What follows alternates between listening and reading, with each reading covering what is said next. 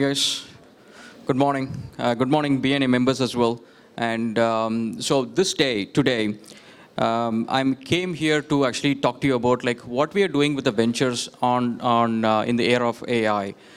So when it comes to building companies these days, it's going to be a lot different compared to what we had before. Previously, the capital flow happens in such a way that people like who has got funds, they're going to give you the fund after they actually see the prototype. The prototype is an MVP stage, which is going to take some time. So I remember the days where I used to work on day and nights building prototypes, and it takes years for me to get it done. And now, with the invent of AI, so we can actually build prototypes within days to weeks to months.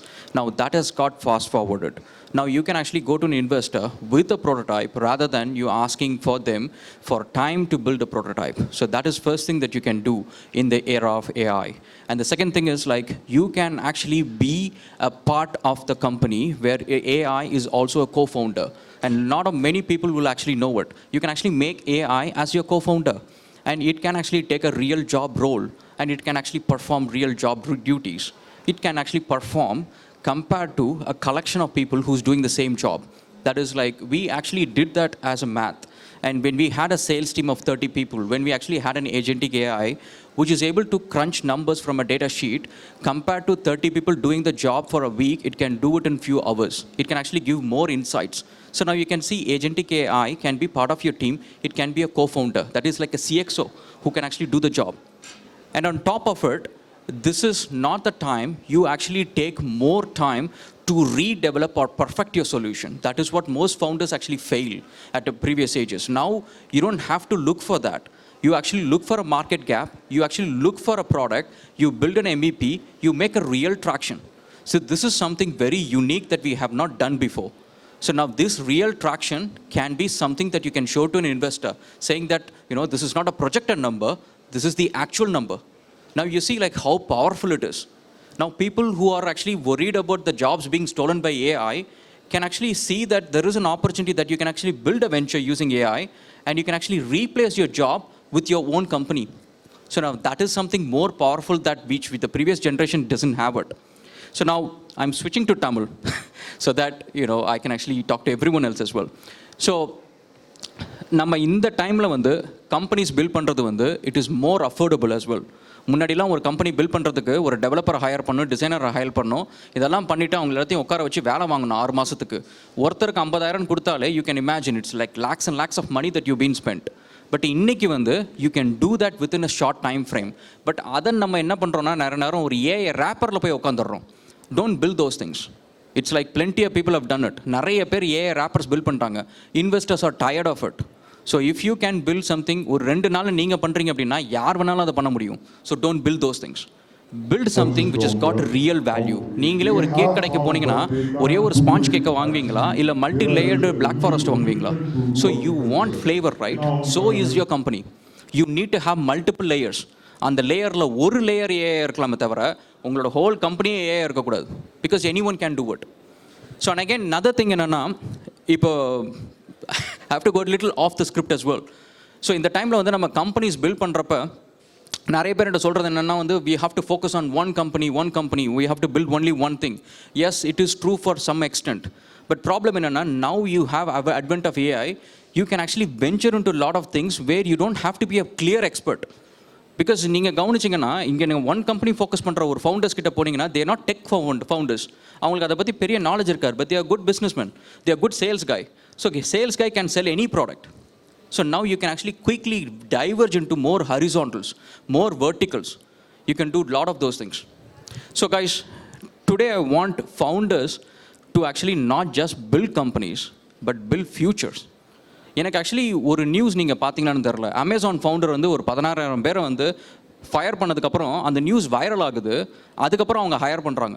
அது viral ஆகலைன்னா இந்நேரத்துக்கு அந்த 16,000 பேரை திரும்ப higher பண்ணியிருக்க மாட்டாங்கல்ல. இது என்ன ஆச்சு அப்படின்னு பார்த்தீங்கன்னா, ஒரு 100 இயர்ஸ்க்கு முன்னாடி இண்டஸ்ட்ரியல் ரெவல்யூஷன் ஒன்று வந்துச்சு, கேள்விப்பட்டீங்களா? அப்போ வந்தப்போ நிறைய பேர் இதேமாரி ஜாப் டிஸ்ட்ரப்ஷன் நடந்துச்சு. அப்போ இருந்த ஃபவுண்டர்ஸும் அப்போ இருந்த ஒர்க்கர்ஸை பற்றி கவலைப்படல.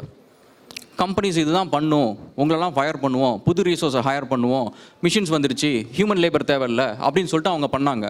இப்போ இத்தனை வருஷம் கழிச்சு இருக்கிற ஃபவுண்டர்ஸும் திரும்ப அதே தான் பண்ணுறாங்க. நம்ம தான் கரண்ட் ஜென்ரேஷன். நெக்ஸ்ட் ஜென்ரேஷனுக்கு நம்ம என்ன பண்ணுறோமோ அதை தான் அவங்க ஃபாலோ பண்ணுவாங்க.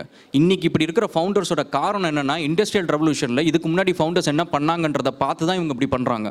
ஸோ அப்போ இப்போ இருக்கிற ஃபவுண்டர்ஸாவது கொஞ்சம் ரெஸ்பான்சிபிளாக இருக்கணும்ல. நீங்கள் வந்து எனக்கு I'm a founder, I'm a capitalist, I build several companies. நான் ஹானஸ்ட்டாக கேட்குறேன் இங்கே இருக்கிற ஃபவுண்டர்ஸ் கிட்ட, I really wish I could have spoken this in the bigger stage, but unfortunately I was given this stage. But still there are people who can listen to me. If you're a founder, I want you to have a sensible thought. நீங்கள் எத்தனை news பார்க்குறீங்க? டிசிஎஸில், விப்ரோவில், இவ்வளோ பெரிய கம்பெனிஸில் வந்து 5000 பேரை lay off பண்ணுறாங்க, 6000 பேரை லே ஆஃப் பண்ணுறாங்கன்ட்டு. அதே சிஇஓட்ட கூப்பிட்டு கேளுங்க, ஏன்பா என்னைக்காவது பண கஷ்டனால உன் பையனை வெளில தூங்க வச்சிருக்கிறியா? So why is that happening? Why is a CEO who's managing his family differently and his company differently? இது ஏன் டிஃப்ரெண்ட்டாக இருக்குது? எனக்கு ஏபிஜே அப்துல் கலாம் சார் ரொம்ப பிடிக்கும். ஆனால் அவர் சொன்ன ஒரு கோட் இருக்குல்ல, it offended me so much. அவர் என்ன தெரியுமா சொன்னார்? You love your job but don't love your company அப்படின்னாரு. எனக்கு அது ஏன் அஃபண்ட் ஆச்சு தெரியுமா? நான் ஒரு ஃபவுண்டருங்க, என்னோடய வாழ்க்கையே என் கம்பெனிஸ் தான். அப்படி இருக்கிறப்ப என்னோடய கம்பெனியை நான் லவ் பண்ணி, என்னோடய ப்ராடக்ட்ஸ் நீங்கள் போய் பாருங்கள், என்னோடய கம்பெனிஸ் ஒவ்வொரு ப்ராடக்ட்ஸ்லையும் என்னோடய டச் இருக்கும். என் கஸ்டமர்ஸ் எப்படி இதை பார்ப்பாங்க, இந்த கலர்ஸ் எப்படி இருக்கும் இப்படின்ட்டு ஒவ்வொன்றையும் பார்த்து ரசித்து பண்ணுறேன்.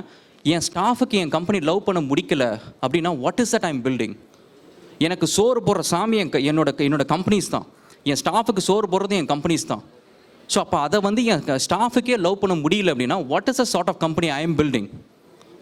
ஸோ அதனால் when you are a founder, உங்கள் வீடு எப்படி பார்த்துப்பீங்களோ அதே மாதிரி கம்பெனிஸையும் பாருங்கள். எஸ்பெஷலி இந்த எரா ஆஃப் ஏஐயில் வந்து it is very easy to fire people. ஏன்னா you can replace not just with a human resource with an AI which doesn't have any feeling. ஆனால் ஆஸ் அ ஹியூமன் ரிசோர்ஸாக நான் ஒன்று சீரியஸாக சொல்கிறேன்.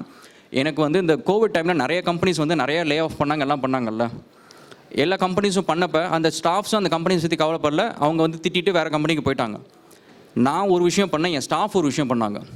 நான் வந்து என்னோடய ஜாகுவார் காரை விற்றேன், சேலரி கொடுக்க முடியல அப்படின்றதுக்காக. ஏன்னா நிறைய கம்பெனிஸ் இருந்துச்சு, நிறைய ஸ்டாஃப் இருந்தாங்க, ஓவர் ஹெட்ஸ் அதிகம்.